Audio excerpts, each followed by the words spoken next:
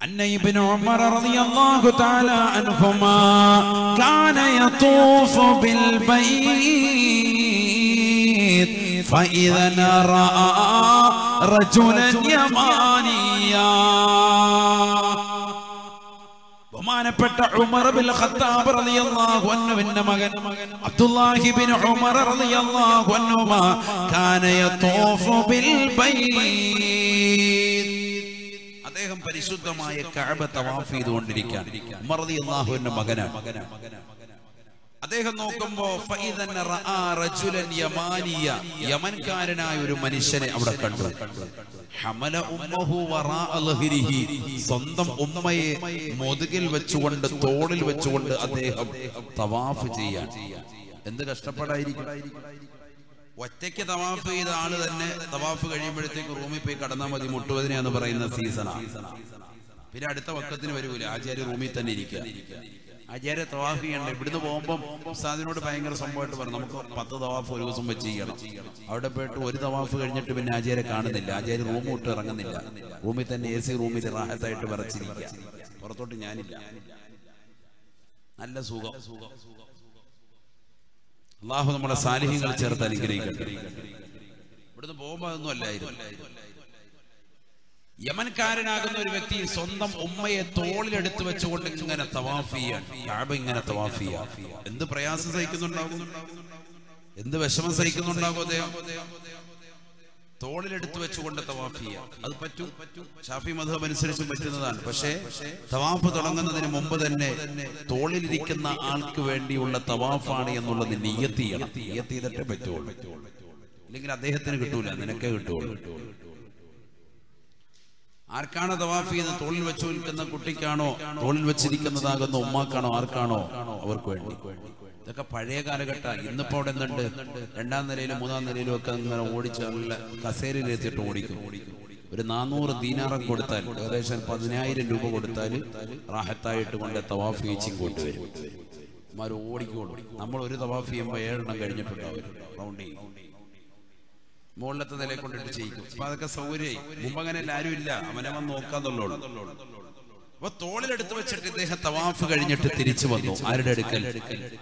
അള്ളാന്റെ റസൂലിന്റെ പ്രിയപ്പെട്ട അനുയായിയാകുന്ന അബ്ദുല്ലാഹി ഇബ്നു ഉമർ റളിയല്ലാഹു അൻഹു, അഥവാ ഉമർ റളിയല്ലാഹു അൻഹു മകന്റെ അടുക്കൽ കടന്നു വന്നു. എന്നിട്ട് അദ്ദേഹത്തോട് ചോദിക്കാൻ, അദ്ദേഹത്തോട് പറയാൻ, ഇന്നി ലഹാ ബൈറും മുദല്ലലൂ, അല്ലയോ അബ്ദുല്ലാഹി ഇബ്നു ഉമറേ, ഉമറേ നിങ്ങൾ കാണുന്നില്ലേ, ഞാൻ എന്റെ പ്രിയപ്പെട്ട ഉമ്മയ്ക്ക് ഒരു കോവർ കഴുതയെ പോലെയാണ്. കോവർ കഴുതയെ പോലെയാണ്. ഒരു കഴുതയെ പോലെ എന്റെ ഉമ്മയുടെ മുന്നിൽ ഞാൻ വിനയാന്വിതനായി നിലകൊള്ളുകയാണ്. ഉമ്മ ഇതാ പരിശുദ്ധമായ കഅബ കാണണമെന്ന് അടങ്ങാത്ത ആഗ്രഹം പറഞ്ഞപ്പോ ഞാൻ ഉമ്മയെ തോളിൽ ചുമന്നുകൊണ്ട് യമനിൽ നിന്ന് ഈ പരിശുദ്ധമായ മക്കയിലേക്ക് വന്നതാണ്.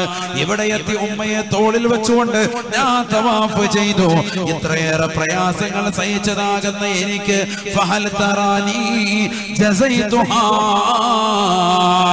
ഉമ്മയോടുള്ള പരിപൂർണമായ പ്രതിഫലം, ഉമ്മയോടുള്ള കടമ പരിപൂർണമായി നിർവഹിച്ചവനല്ലോ എന്ന് അബ്ദുല്ലാഹി ഇബ്നു ഉമർ റളിയല്ലാഹു അൻഹുയോട് ചോദിക്കുമ്പോ ഉമർ ബിൻ ഖത്താബ് തങ്ങളുടെ മകൻ പറയുകയാ, ലാ ഇല്ല മോനെ, ഇല്ല മോനെ, നിന്നെ ഉമ്മയെ പരിശുദ്ധമായ യമനിൽ നിന്ന് ഇവിടം വരെ കൊണ്ടുവന്ന് തോളിൽ ചുമന്നുകൊണ്ടുവന്ന് ഇവിടെ പരിശുദ്ധമായ കഅബ തവാഫ് ചെയ്യിച്ചാലും ഉമ്മയ്ക്ക് പകരം വെക്കാൻ നിന്റെ അമലിനെ പറ്റൂല എന്ന് അബ്ദുല്ലാഹ് റളിയല്ലാഹു അൻഹു. യമനിൽ നിന്ന് ഉമ്മയെ തോളിലെടുത്ത് വെച്ച് മക്കയിലെത്തി. കുറെ ഇരുന്നിട്ടൊക്കെ ആയിരിക്കും, വന്ന് വിശ്രമിച്ചിട്ടായിരിക്കും, ആയിക്കോട്ടെ. ഇവിടെ വന്നിട്ട് ഉമ്മയെ തോളിലെടുത്ത് വെച്ച് തവാഫ് ചെയ്തു. ഉമ്മയോട് കടപിടിക്കോ, ഉമ്മ ചെയ്തതിനൊക്കെ പകരം വെക്കാൻ പറ്റുമോ? പകരം വെക്കാനില്ല. വേണേ അള്ളാഹു ഇതിന് കൂലി തരും. ഉമ്മാക്ക് പകരം ആ പരിപാടിയില്ല. വാപ്പാ ചെയ്തതിന് പകരം പറ്റൂല. വാപ്പാക്ക് നല്ലൊരു വാഗനർ വണ്ടി എടുത്തു കൊടുത്തു. വാപ്പാക്ക് ഒരു സ്വിഫ്റ്റ് വേണം, വാപ്പാക്ക് എടുത്തു കൊടുത്തു. പ്രവാസിയായ മകൻ വാപ്പാടെ ആഗ്രഹമൊക്കെ പൂർത്തീകരിച്ചു. വാപ്പാക്ക് ഒരു ആക്റ്റീവായി പോകാൻ വേണ്ടി 70 വയസ്സുള്ള കാക്കാക്ക് എടുത്തു കൊടുത്തു. അതുകൊണ്ട് ഞാൻ എന്റെ വാപ്പയോടുള്ള ബാധ്യത നിർവഹിച്ചു. ഒരിക്കലും ഇല്ല.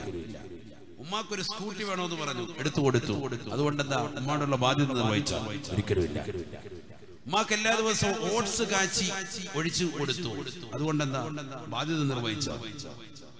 ഇല്ല. ബാധ്യത നിർവഹിച്ചവനാവൂല.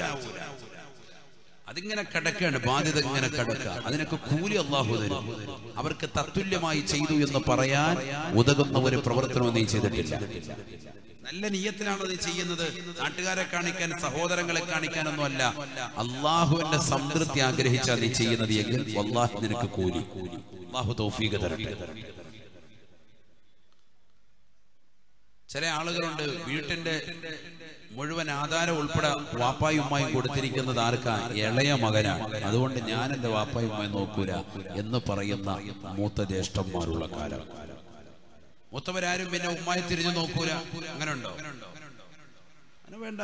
മാതാപിതാക്കൾ നമ്മൾ കൊണ്ടുപോയി കൊടുക്കുന്നത് അത് മാസം മാസം അല്ലെങ്കിൽ വർഷത്തിൽ നല്ലൊരു തുക അവർക്ക് കൊടുക്കണം. കൊടുത്തേ പറ്റും. അത് അവരോടുള്ള ഹക്കാണ്. അവര് മരിച്ചാൽ ഹൈവാനെ ഈ സ്വത്ത് നിനക്ക് തന്നെ വീതം ചെയ്തെടുക്കാം. അത് മനസ്സിലാക്കുക. അനന്തര സ്വത്ത് നിനക്ക് തന്നെ ഇങ്ങോട്ട് വരും. ഈ സ്വത്ത് നീ അങ്ങോട്ട് കൊടുത്താലും ഇത് വാപ്പാടെ ഉമ്മാടെയും അനന്തരം നിന്റെ കയ്യിലേക്ക് തന്നെ വരും. കോടിക്കണക്കിന് രൂപ കൊടുക്കണമെന്നോ ലക്ഷക്കണക്കിന് കൊടുക്കണമെന്നല്ല. അവരുടെ ആവശ്യങ്ങൾക്കനുസൃതമായിട്ട് അവരുടെ കയ്യിൽ ഒരു തുക വാപ്പാടെ കയ്യിൽ കൊടുക്കണം, ഉമ്മാടെ കയ്യിൽ കൊടുക്കണം. സുഖമില്ലാതെ കിടക്കായിരിക്കും, കൊടുത്തേ പറ്റൂ. അവരെ ശ്രദ്ധിക്കണം. കല്യാണത്തിന്റെ ദിവസം എത്രയോ മുസ്ലിം സഹോദരങ്ങൾ സ്വന്തം മാതാപിതാക്കളെ മാറ്റി നിർത്താൻ, വീട്ടിൽ നിന്ന് മാറ്റി നിർത്താൻ എത്രയോ കല്യാണ വീടുകൾ അങ്ങനെ പ്രായം ചെന്ന വാപ്പയും ഉമ്മയും നിർത്തൂല. അവരെ കൊണ്ടുപോയി വൃദ്ധസദനത്തിൽ കൊണ്ടുപോയി ഇടുക. കാസർഗോഡ് വലിയ വൃദ്ധസദനങ്ങൾ. ഈ കൊച്ചു കേരളത്തിലെ 1000-ലധികം വൃദ്ധസദനങ്ങളുണ്ട്. ഈ കൊച്ചു കേരളത്തിൽ ഈ 600 കിലോമീറ്റർ ചുറ്റളവുള്ളതാകുന്ന ഈ കൊച്ചു കേരളത്തിൽ 1000-ലധികം വൃദ്ധസദനങ്ങൾ. അല്ലാഹു നമ്മളെ കാത്തുരക്ഷിക്കട്ടെ. കാസർഗോഡുമുണ്ട് വൃദ്ധസദനങ്ങൾ. ഒരു ജില്ലയിലും ഇല്ല, ഇല്ലാത്തത് എല്ലാ ജില്ലകളിലും ഉണ്ട്. യൂട്ടിലിറ്റേറിയൻസിന്റെ കാലഘട്ടമാണ്. പ്രയോജനാത്മകവാദം. പ്രയോജനമുള്ളതിനെ മക്കള് സ്വീകരിക്കുള്ളൂ. പ്രയോജനം ഇല്ലെങ്കിൽ വാപ്പാണെങ്കിലും കൊണ്ടുപോയി വൃദ്ധസദനത്തിന് തള്ളിയിടുക. ആലപ്പുഴയിൽ ഒരു ഭാഗത്ത് വീട് ഇവിടെ എന്താ പറയാ, ലീസിന് കൊടുക്കാന്നല്ലേ പറയാം. ലീസിന് കൊടുക്കുന്ന സമ്പ്രദായം, പണയത്തിന് കൊടുക്കുക, അതിന് പരിപാടി ഇല്ല. 5 ലക്ഷം രൂപയ്ക്ക് 3 ലക്ഷം രൂപയ്ക്കൊക്കെ പണയത്തിന് കൊടുക്കുക. അഥവാ ഞാനൊരു വ്യക്തി എടുക്കുക, എന്റെ വീടാണ്, ആ വീട് ഞാൻ എന്ത് ചെയ്യുന്നു, 5 ലക്ഷം രൂപയ്ക്ക് വേറൊരാൾക്ക് പണയം കൊടുക്കും. പണയത്തിന് കൊടുക്കുക. അയാളുടെ കയ്യിൽ നിന്ന് 5 ലക്ഷം രൂപ ഞാൻ വാങ്ങി വീടിന്റെ ഉടമസ്ഥനായ ഞാൻ എന്റെ വീട്ടിൽ കയറി താമസിച്ചോളാൻ പറയും. ഞാൻ ഗൾഫിലായിരിക്കും, എനിക്ക് ആ വീട് കൊണ്ട് ഒരു പ്രയോജനമില്ല. എന്റെ മക്കളും ഞാനും എല്ലാം ഗൾഫിലാണ്. ആ വീട് വെറുതെ കിടന്ന് നശിക്കണ്ട എന്ന് കരുതി 5 ലക്ഷം രൂപ വാങ്ങിച്ചിട്ട് എന്റെ ബിസിനസ്സിലേക്ക് ഇട്ട് ഞാൻ പ്രവാസ ലോകത്ത് കഴിയുന്നു. അല്ലെങ്കിൽ എവിടെയെങ്കിലും ഈ വീട് പരിപൂർണമായിട്ട് ഇവർക്ക് വിട്ടുകൊടുക്കുന്നു. 2 കൊല്ലത്തേക്കോ അല്ലെങ്കിൽ 3 കൊല്ലത്തേക്കൊക്കെ എഗ്രിമെന്റ് എഴുതി വെച്ചിരിക്കുക. ആ കൊല്ലം കഴിയുമ്പോൾ തിരിച്ചു വരുന്നു. ഈ പൈസ അദ്ദേഹത്തിന് റിട്ടേൺ കൊടുക്കുന്നു, പരിപൂർണമായി കൊടുക്കുന്നു. വീടിന്റെ താക്കോല് വാങ്ങി വീണ്ടും കയറുന്നു.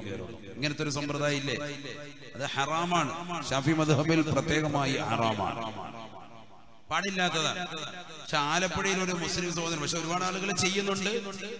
നിവൃത്തികേട് കൊണ്ട് അങ്ങനെ ചെയ്യുന്ന പല ആളുകളുമുണ്ട്. ആലപ്പുഴയിൽ ഒരു മുസ്ലിം സഹോദരൻ, അദ്ദേഹം മറ്റൊരു മുസ്ലിം സഹോദരന്റെ അടുക്കൽ പോയി ഇതേപോലെ 2 ലക്ഷം രൂപയ്ക്ക് ഒരു വീട് അദ്ദേഹം ഇതേപോലെ ലീസിന് വേണ്ടി, പണയത്തിന് വേണ്ടി ചോദിക്കുമ്പോ അദ്ദേഹം വീട് കൊടുക്കാൻ തയ്യാറായി. വീട് കൊണ്ടുവന്നെല്ലാം കാണിച്ചു. 3 റൂമുകളുണ്ട്, നല്ല സൗകര്യം, ഒരു ഹാള്, ഒരു അടുക്കള, ഒരു ബാത്റൂം അറ്റാച്ച്ഡ് ഉള്ളതാകുന്ന ഒരു ബെഡ്റൂം, എല്ലാ സൗകര്യവും ഉണ്ട്. അദ്ദേഹം പറഞ്ഞു, ഈ റൂം എന്താ അടച്ചിട്ടിരിക്കുന്നത്, ഇതൊന്നും തുറന്നൊന്ന് കാണാൻ കൊള്ളാം. ഇല്ല, ആ റൂം തരൂല, അത് പുറത്തെ റൂമാണ്, അത് തരൂല. അത് വേണം, എനിക്ക് വേണം. അതുകൂടെ കിട്ടിയാൽ ഒരു ഓഫീസ് റൂമാക്കി എടുക്കായിരുന്നു. അതുകൊണ്ട് എനിക്ക് സൗകര്യമായിരുന്നു എന്ന് അദ്ദേഹം നിർബന്ധം ചെലുത്തിയപ്പോൾ ആ റൂം തുറന്ന് അദ്ദേഹം പറയുകയാണ്, ഇതിനുള്ളിൽ ഒരു പുരാവസ്തു കൊണ്ട് അതിനെ നിങ്ങൾ ഏറ്റെടുക്കുകയാണ് എങ്കിൽ 2 ലക്ഷം രൂപ കുറച്ച് 1,50,000 രൂപയാക്കി തരാം, അഥവാ 50,000 രൂപ കുറച്ച് തരാം. ഇദ്ദേഹം ഓർത്ത് വല്ല തടിക്കഷ്ണമൊക്കെ കരുതി ഒന്ന് കണ്ടേക്കാന്ന് കരുതി നോക്കുമ്പോ സ്വന്തം ഉമ്മയാണ്, ആ വ്യക്തിയുടെ ഉമ്മയാണ്. മുസ്ലിം സഹോദരൻ, അല്ലാഹു നമ്മളെ കാത്തിരക്ഷിക്കുമാറാവട്ടെ. സ്വന്തം ഉമ്മയെ അതിനുള്ളിൽ പൂട്ടിയിട്ടിട്ട് ഉമ്മയെ കൂടി നീ ഏറ്റെടുക്കുകയാണ് എങ്കിൽ നിനക്ക് 50,000 രൂപ കുറച്ചു തരാമെന്ന് പറയുന്ന ഒരു യുഗത്തിലേക്ക് മുസ്ലിം സഹോദരങ്ങൾ തരം താഴ്ന്നു പോയല്ലോ. അഥവാ ഉമ്മാക്ക് വില നിശ്ചയിച്ചു. എത്ര? 50,000 രൂപ. 50,000 രൂപ. ഈ അടുത്ത് നിങ്ങൾ പത്രത്തിൽ വായിച്ചില്ലേ, ഒരു മാതാവ്, ലക്ഷക്കണക്കിന് സമ്പത്തുള്ളതാകുന്ന മാതാവ്, ആ മാതാവിനെ നോക്കാൻ ആരുമില്ലാതെ വന്നപ്പോൾ അവർ പോലീസിൽ പരാതി കൊടുത്തു. അവസാനം പോലീസിന്റെ അധീനതയിൽ മക്കൾ എല്ലാവരും കൂടി വന്നിട്ടും ഉമ്മയെ ലേലം വിളിക്കാൻ. ഒരു മകൻ വന്നിട്ട് പറഞ്ഞു 50,000, അടുത്തവൻ വിളിച്ചു 75,000. റുമ്മാമ്പഴം വെച്ചിട്ട് സദസ്സിൽ വെച്ചിട്ട് ലേലം വിളിക്കുന്നത് പോലെ സ്വന്തം ഉമ്മയെ മക്കളെ ലേലം വിളിക്കാൻ. പത്രത്തിൽ വന്ന വാർത്തയാണ്. ഈ 1 മാസമായിട്ടുള്ള അവസാനം ഇളയ മകൻ തന്നെ ഏറ്റെടുത്തു. 10 ലക്ഷം രൂപയ്ക്കാണ് ഏറ്റെടുത്തത്. 10 ലക്ഷം രൂപ. അതിന് മുകളിലോട്ട് പിന്നെ ആരും വിളിക്കുന്നില്ല. 7 മക്കളാണ്. അപ്പം വക്കീൽ ഉൾപ്പെടെയുള്ളവര് മക്കളോട് ചോദിച്ചു, മൂത്തുള്ളവരോട് ചോദിച്ചു, വിളിച്ചൂടെ, എന്താ നിങ്ങൾക്ക് വിളിച്ചൂടെ? പറഞ്ഞു, ഇളയവന്റെ കൂടെയല്ലേ എന്തായാലും ഇവര് താമസിക്കുന്നത്, ഇളയവനാ സ്വത്ത് മൊത്തം ഉള്ളത്, അതുകൊണ്ട് അവൻ തന്നെ കൊണ്ടുപോയിക്കോട്ടെ, നമുക്ക് വേണ്ട എന്ന് പറയാം. അല്ലാഹു നമ്മളെ കാത്തിരക്ഷിക്കട്ടെ. ഉമ്മയെ ലേലം വിളിക്കുന്ന അവസ്ഥ, ലേലം വിളിച്ചെടുക്കുക. എന്തുകൊണ്ടാണ് ലേലം വിളിച്ച് 10 ലക്ഷത്തിനെങ്കിലും എടുത്തത്? 10 രൂപ പോലും വില കൊടുക്കാതെ ഏതെങ്കിലും റോഡരികിൽ വലിച്ചെറിയുമായിരുന്നു. പക്ഷേ നല്ല സ്വത്തിന്റെ ഉടമയാണ്, റോഡിലിട്ടിട്ട് പോകാൻ പറ്റൂല. ഇന്ത്യ എന്ന മഹത്തായ ജനാധിപത്യ രാജ്യം ഇപ്പോൾ പുതിയ നിയമം പാസാക്കിയിരിക്കാൻ. മറ്റൊന്നുമല്ല, മക്കൾ ഇതുപോലെ ഒഴിവാക്കിയതാകുന്ന മാതാപിതാക്കൾക്ക് അവരുടെ സമ്പത്ത് ഉണ്ട് എങ്കിൽ ആ സമ്പത്ത് സംരക്ഷണാർത്ഥം പോലീസിനോട് കേസ് പറഞ്ഞു കഴിഞ്ഞാൽ കോടതി അവർക്ക് വിധി പുറപ്പെടുവിക്കും. മരണം വരെ അവരുടെ കാര്യങ്ങൾ ചെലവിന് കൊടുത്തേ പറ്റൂ എന്ന് മക്കളോട് പറയും. ഇപ്പൊ നിയമമുണ്ട്. അതുകൊണ്ട് മാതാപിതാക്കൾ അതൊക്കെ ശ്രദ്ധിച്ചോളി, ഒക്കെ മനസ്സിലാക്കണം. സ്വത്ത് മുഴുവൻ മക്കൾക്ക് വിശ്വാസമായി ഏർപ്പിച്ചു വെക്കും, ചെയ്തു കൊടുക്കും. അവസാനം മക്കൾ ഇതെല്ലാം കൂടി ഏറ്റെടുത്തിട്ട് വാപ്പയമ്മയും പുറന്തള്ളുന്ന ഒരു കാലഘട്ടം. കല്യാണത്തിന്റെ ദിവസമാകുമ്പോ നല്ല കുടുംബ ബന്ധം, പൂച്ചക്കാട് നിന്ന് അല്ലെങ്കിൽ കാസർഗോഡ് നിന്നൊക്കെ നല്ല ബന്ധം വരുമ്പോ ആ ബന്ധം വരുന്നതാകുന്ന വീട്ടുകാരിൽ നിന്ന് മറക്കാൻ വേണ്ടി വീടിന്റെ അകത്തളത്തിലുള്ളതാകുന്ന പാവപ്പെട്ട പുരാവസ്തു എന്ന് അവർ വിളിക്കുന്ന സ്വന്തം മാതാപിതാക്കളെ ഒന്നുകിൽ റൂമിനുള്ളിൽ പൂട്ടിയിട്ട് ആ റൂമിനുള്ളിൽ അത്തരത്തിലുള്ള ഒരാളുകൾ പോലുമില്ല എന്ന് അറിയിക്കാതിരിക്കുന്ന ഒരവസ്ഥ. പണ്ടങ്ങനെയല്ല, ഏത് വ്യക്തി വന്നാലും ദാ എന്റെ വാപ്പയുടെ അകത്തോട്ട് സുഖമില്ലാതെ കിടക്കുക, ഒന്ന് വന്ന് കണ്ടാലും എന്ന് പറഞ്ഞൊരു ആശീർവാദം വാങ്ങുമായിരുന്നു പഴയ കാലഘട്ടത്തിൽ. ഇന്ന് കല്യാണത്തിന്റെ വീടുകൾ ആരാ അത്തരത്തിലുള്ള മാതാപിതാക്കളെ കൊണ്ടുപോയി കാണിക്കുന്നത്? പ്രായം ചെന്ന ഉമ്മമാര് വീടിനകത്തളത്തിലുണ്ടാകും.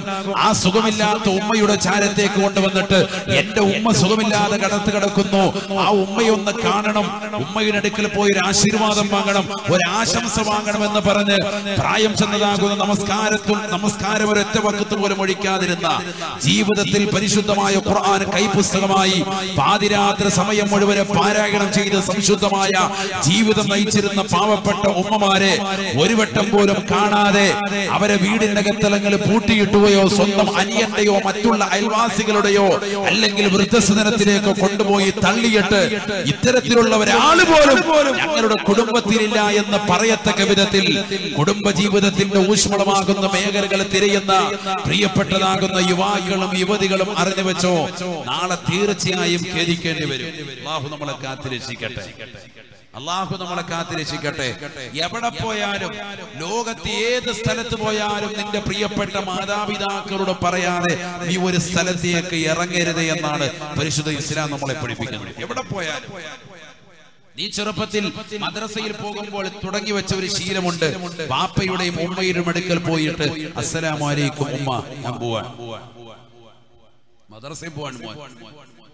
മദ്രസയിൽ നിന്ന് തിരിച്ചു വരുമ്പോ മകള് പറയും അസ്സലാമു അലൈക്കും യാ ഉമ്മി, ഉമ്മ ഞാൻ വന്നിട്ടുണ്ട് മദ്രസയിൽ നിന്ന്. ഉമ്മ എന്ത് ജോലി ചെയ്യുകയാണെങ്കിലും പറയും. ചാള, 1 കിലോ ഐക്കോറ, 1 കിലോ സവാള, വെളുത്തുള്ളി, ചുവന്നുള്ളി, പച്ചമുളക്, മുളക് ഇത് വാങ്ങിച്ചുകൊണ്ട് കൊടുക്കല് മാത്രല്ല കടമ. അത് നീ ചെയ്തേ പറ്റൂ. അത് കൊണ്ടുവന്ന് കൊടുക്കുന്ന ആർക്കാ? അടിക്കാൻ വേണ്ടിയുള്ളതാണ്, അത് നിനക്ക് തിന്നാനുള്ളതാണ്. ഇത് 3/4% നീയാ അടിക്കുന്നത്. 2 കിലോ കോഴി കൊണ്ടുവന്നാലും 1.5 കിലോ കോഴി നിനക്കുള്ളതാ, നീയാ കൂടുതൽ കഴിക്കുന്നത്. ഈ എല്ലുന്തിയ വാപ്പാക്കും ഉമ്മാക്കും ഇതിന്റെ പീസൊന്നും വലിയ താല്പര്യമില്ല. അവരുടെ ആവശ്യമൊക്കെ കഴിഞ്ഞു, ആ കാലഘട്ടമൊക്കെ കഴിഞ്ഞു. നീ വെളിച്ചെണ്ണ കൊണ്ടുവന്നാലും ഈ ചുവന്നുള്ളി എടുത്തുകൊണ്ട് വന്നാലും ഈ പച്ചമുളക് വാങ്ങിച്ചുകൊണ്ട് വന്നാലും ഇതിനൊക്കെ ഉണ്ടാക്കി ഭക്ഷണം ഉണ്ടാക്കി തരുന്ന നിന്റെ പ്രിയപ്പെട്ട മാതാപിതാക്കൾ, അത് നിനക്ക് വേണ്ടിയുള്ളതാണ്. അത് നീ കൊണ്ടുവന്നേ പറ്റും, നീ ചെയ്തേ പറ്റൂ. അതൊന്നുമല്ല കടമ. പിന്നെ ഈ ഭക്ഷണം കഴിക്കുമ്പോ അവരുടെ ഒരു മൗനാനുവാദം ഡെയിലി കഴിക്കുന്ന നിന്നെ സംബന്ധിച്ചിടത്തോളം നിനക്കുണ്ടായാൽ മാത്രമേ കഴിക്കാവുള്ളൂ. ഇല്ലെങ്കിൽ നീ കടമ തെറ്റി വരാം. അല്ലാഹു നമ്മളെ കാത്തിരക്ഷിക്കട്ടെ. നമ്മളിതൊക്കെ ശ്രദ്ധിക്കുന്നവരാണ്. നബിയുനാ റസൂലുള്ളാഹി സ്വല്ലല്ലാഹു അലൈഹി വസല്ലം തങ്ങളുടെ അടുക്കലേക്ക് ഒരു മനുഷ്യൻ കടന്നു വരുകയാണ്. അല്ലാഹുവിന്റെ റസൂലിന്റെ അടുക്കലേക്ക് ആ മനുഷ്യൻ കടന്നു വരുമ്പോ അദ്ദേഹത്തിന്റെ മകൻ അദ്ദേഹത്തിന്റെ മുന്നിലൂടെ നടന്നു വരികയാണ്, മുന്നിലൂടെ നടക്കുകയാണ്. ഹബീബായ റസൂലുള്ളാഹി സ്വല്ലല്ലാഹു അലൈഹി വസല്ലം തങ്ങൾ ആ മകനോട് ചോദിക്കുകയാണ്, മൻ ഹാദാ, ഇതാരാണ് മോനെ, ആരാണ് മോനെ, ആരാണ് മോനെ? ഹദാ അബീ, ഇതെന്റെ ഉപ്പയാണ് നബിയേ, എന്റെ ഉപ്പയാണ് റസൂലേ. തങ്ങൾ പറയുകയാ, നിന്റെ ഉപ്പയുടെ മുന്നിലൂടെ നീ നടക്കല്ലേ. ലാ തംശി അമാമാ വലാ തഖുദ് ഖബ്ല ഖുഊദിഹി, നിന്റെ വാപ്പയുടെ മുന്നിലൂടെ നീ നടക്കല്ലേ.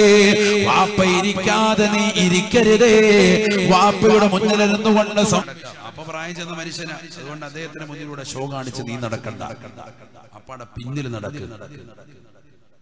ലോകത്തെ എല്ലാ സ്ത്രീകളുടെയും മുന്നിലൂടെയാണ് പുരുഷൻ നടക്കേണ്ടത്. പക്ഷെ ഉമ്മ ഉണ്ടെങ്കിലും ഉമ്മയെ മുമ്പിക്കണം. ഉമ്മയുടെ അനുവാദമുണ്ട്, മോനെ നീ ഫ്രണ്ടേ നടന്നോ, നടക്കാം. ശ്രദ്ധിക്കണം, ഇതൊക്കെ അഥവാണ്. ഇതൊക്കെ ഗുരുത്വം വേണ്ടേ? നമ്മൾ വലിയ ശരി ഉമ്മ നമ്മൾ കൊണ്ടുപോകണം, നമുക്ക് ഗുരുത്വമില്ല, പൊരുത്തമില്ല. അല്ലാഹു നമ്മളെ കാക്കട്ടെ. അതുകൊണ്ട് തന്നെ ജീവിതത്തിൽ ഒരുപാട് പ്രശ്നങ്ങളായി. കച്ചവടമില്ല, ബറക്കത്തില്ല, പഠിത്തം ഒരുപാടുണ്ട്, വിദ്യാഭ്യാസമുണ്ട്, നല്ല ഒരു ജോലിയില്ല, ഇഖാമ ശരിയാകുന്നില്ല, പ്രവാസ ദിവസം ശരിയല്ല, അവിടെയും മടങ്ങേറി. ഇപ്പോഴും മനസ്സിനൊരു സ്വസ്ഥതയില്ല, മുടിയൊക്കെ നരച്ച് വെപ്രാളപ്പെട്ട് പ്രയാസം അനുഭവിച്ചുകൊണ്ട് ഇങ്ങനെ കഴിഞ്ഞു പോവാൻ. ടെൻഷനാണ് എപ്പോഴും മനസ്സിൽ, ആദിയാണ്. എന്തുകൊണ്ട്? നിന്റെ വാപ്പാക്കും ഉമ്മാക്കും ഇന്ന് വരെ ഒരു മനസ്സിന് സമാധാനം നീ കൊടുത്തിട്ടില്ല. നിനക്ക് ജോലി കെട്ടിക്കഴിഞ്ഞപ്പോ വാപ്പയും ഉമ്മയും നീ മറന്നു, അവരോട് സലാം പറയൂല. കല്യാണം കഴിക്കാൻ വേണ്ടി വാപ്പയോടും ഉമ്മയോട് നിർബന്ധം ചെലുത്തുന്നു. അവരുടെ ദുആഇന്റെ ബറക്കത്ത് കൊണ്ട് അല്ലാഹു നിനക്ക് സാലിഹത്താകുന്ന ഒരു പെണ്ണിനെ അല്ലാഹു നിനക്ക് നൽകി. വിവാഹം കഴിയുന്നതോടുകൂടി വാപ്പയും ഉമ്മയും മറക്കാൻ, ആ പെണ്ണ് ഊതിത്തരുന്നതനുസരിച്ച് കൊണ്ട് സ്വന്തം മാതാവിനെയും പിതാവിനെയും മറക്കാൻ. നമ്മൾ അറിയണം, ഒരു പുരുഷനെ സംബന്ധിച്ചിടത്തോളം ഏറ്റവും ബാധ്യത അവനുള്ളത് അവന്റെ പ്രിയപ്പെട്ടതാകുന്ന മാതാപിതാക്കളാണ് എന്ന് സയ്യിദുനാ റസൂലുള്ളാഹി. അതിൽ തന്നെ അവന്റെ ഉമ്മയോടാണ് സയ്യിദുനാ റസൂലുള്ളാഹി. എന്താ പറഞ്ഞത്? ഒരു പുരുഷന് ഏറ്റവും ബാധ്യതയും കടപ്പാടും ആദ്യം അവന്റെ മാതാപിതാക്കളോട്.